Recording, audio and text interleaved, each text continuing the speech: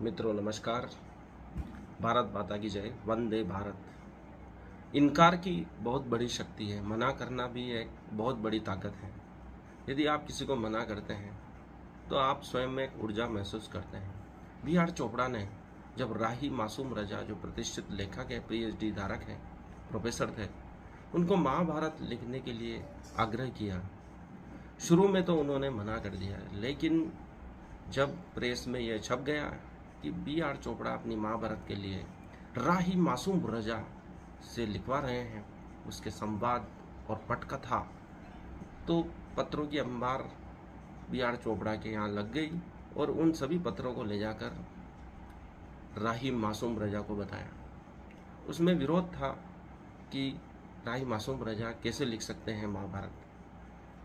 तो ये पढ़कर राही मासूम रजा ने कहा कि अब तो महाभारत में ही लिखूंगा, क्योंकि मैं गंगा के तट पर रहा हूँ, बचपन से बड़ा हुआ हूँ, वहीं इलाहाबाद में पैदा हुआ हूँ, तो मुझसे ज़्यादा गंगा को कौन समझ सकता है। मैं गंगा पुत्र हूँ और मैं इस देश की संस्कृति को अच्छी तरह जानता हूँ। इसी पर उन्होंने शोध लिखा था, उसी पर पीएचडी की थी। मैं भारतीय संस्कृति को मुझसे ज़्यादा कौन अच्छी तरह समझ सकता है, इसलिए महाभारत में ही लिखूंगा।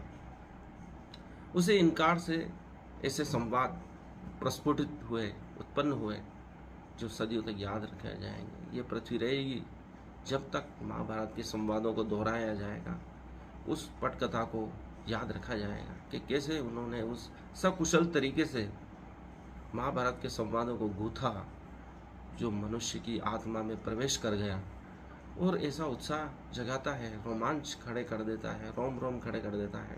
जब भी व्यक्ति निराशा में होता है, यदि महाभारत का एक भी संवाद देख ले, दृश्य देख ले, तो वह जीवन में उत्साह प्राप्त कर लेता है।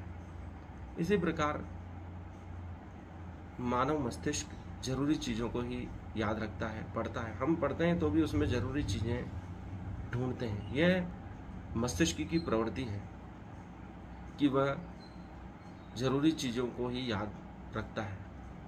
हम पढ़ते वक्त भी उसमें जो महत्वपूर्ण बिंदु हैं उनको याद रखते हैं। वेदों में भी जो सूत्र हैं, वेद मंत्र हैं, सार रूप में लिखे गए हैं। जो बहुत जरूरी है वही लिखा गया है, ताकि मनुष्य उसको पढ़कर उन चीज़ों को प्रकट कर सके जो उसके लिए आवश्यक है। अनावश्यक चीज़ों को हटा दिया गया है। पूरी पृथ्वी पर संस्कृत ही ऐसी भाषा है जिसमें अनावश्यक है ही नहीं, अनावश्यक शब्द उसमें रखे ही नहीं गए। जो भी है महत्वपूर्ण है, और सबसे बड़ी खूबी यह है कि उसको उल्टा सीधा कैसे भी पढ़े एक ही अर्थ निकलता है, क्योंकि उसमें विभक्ति का प्रयोग